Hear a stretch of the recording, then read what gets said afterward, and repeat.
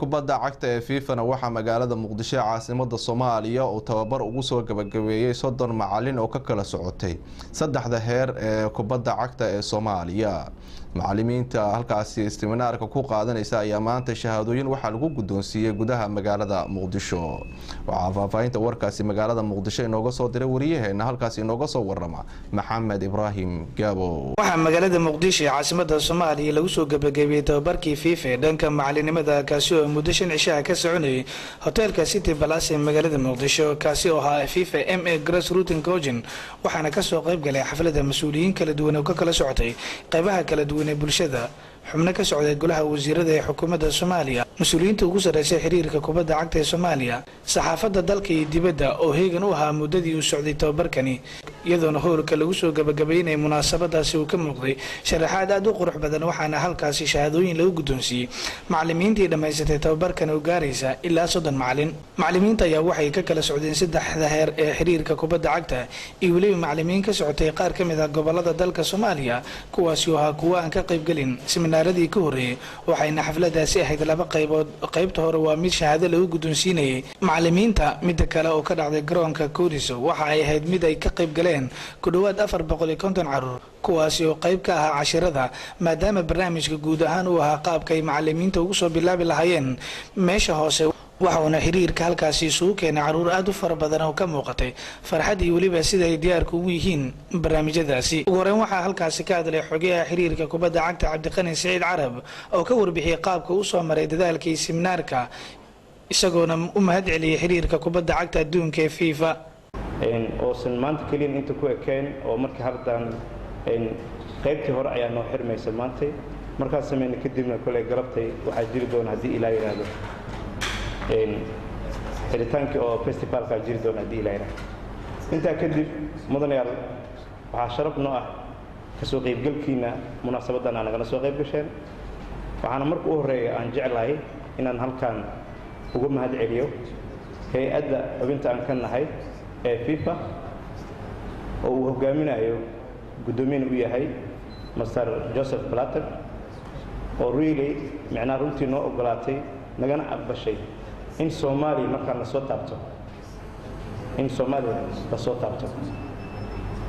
hal ku dhigna waxa jira oo gudoomiyaha FIFA leeyahay oo ahaa waa in adduunka dhan taabana waa in horumarinaa kubadda waana inaan markasto dhinac kasto adduunka kamid ah gaarsiina horumarka kubadda cagta tan waxay kamid tahay hal ku dhigi oo gudoomiyaha FIFA kamid tahay oo inay adduunka la soo taabto waa qayb kamid ah Soomaaliya adduunka Oriq Matthews oo ahaa macallinka tababarka bixinayay ayaa waxa uu shahaadooyin qiimo leh guddoonsiiyay macallimiinta isagoona u ballan qaaday Soomaaliya inaysan ahayn mid kaliya balse ay FIFA u ballan qaadayso tababar noocan oo kale ah Oriq ku dheeraada amaanta madaxda xiriirka kubadda cagta oo dadaal dheer u galay siday seminaaradani FIFA ugu heli lahaayeen. I'm very happy. Why? Because I think we had a very good 5 days work. Excellent. I will start first of all with the hospitality. You have really spoiled me for the 5 days. I mean, as to where this FIFA program is concerned. I still have another 3 days to go. I don't know how it comes. But for the 5 days I've been here on this program, I feel spoiled. Not even at home I don't receive this kind of hospitality. Not even in my own country. So I would thank you all, because if I start naming names, I will miss some people, and some people will feel left behind. You know, I also contribute to spoil him. So I know from the government, from the ministry, from the federation, our good friend here, and the best of all were you, the participant. You have been very receptive, because the cause, you can have good organization, you can be spoiled, good hotel,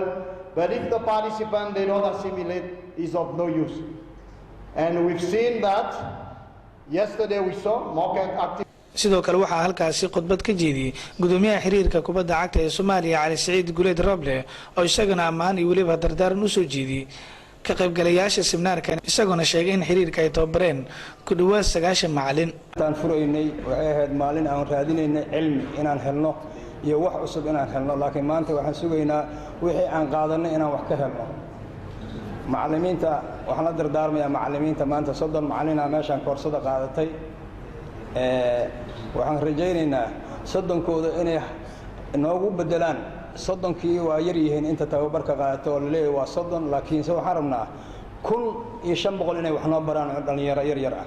taasaa muhiimadda ah inuu qofkiiba noo baro konton inuu wax soo saaro waa waxaan ilii baray maskaxda nilii siiyay daruustan inaa wax noo soo saartaa xiriirka Soomaaliyeed kubadda cagta awoodiisa kasto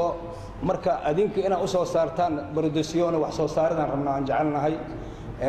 xafladda joogay madax kala duwan ayaa waxa xafladda soo xiray wasiir ku-xigeenka wasaaradda horumarinta adeegga bulshada ee dowladda Soomaaliya mudane Maxamuud Cusmaan Yaxye oo sheegay in muhiimad weyn dowladda ay siinayso tababarada noocan oo kala ah farxad weyn ay tahay runtii waxaan ugu hambalyeeynaa xiriirka kubadda cagta Soomaaliyeed oo runtii ku guuleystay inay suurtageliyaan tababar noociisa oo kala ah oo kii ugu horeeyay inuu ka dhaco wax ka badan 30 sano wax ku dhow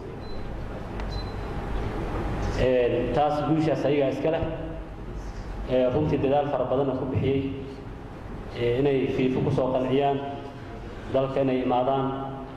xuquuqda ay lahaayeen sportska khaasatan xiriirka kubadda cagta Soomaaliyeed ay ku lahaayeen FIFA xaqooda in la siiyo gudaha intaas kadib waxa la guda galay shahaada qaybinta waxaana loo yeeray mid dhammaan macallimiintii ka soo qayb gashay waxaana shahaadada guddoonsiinay madaxda halkaas joogtay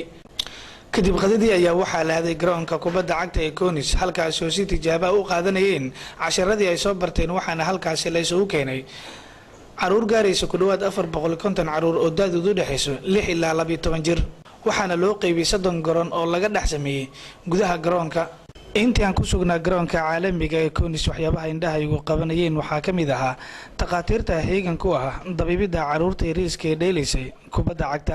tababarkani maanta lagu soo gabagabeeyay gudaha magaalada Muqdisho kaasi oo qabatay xiriir weynaha kubadda cagta adduunka ayaa noqonaya kii ugu horeysay lagu qabto gudaha dalka Soomaaliya ayadana tababarkani ay ka faa'iideysteen ku dhawaad 30 macallin oo ka tirsan kubadda cagta ee Soomaaliya waliba arday kor u dhaafaysa 300 kuwaasi oo loogu talagalay inay ka qayb qaataan isboortiga kubadda cagta ee dalka Soomaaliya Maxamed Ibrahim Gaabo Royal TV Muqdisho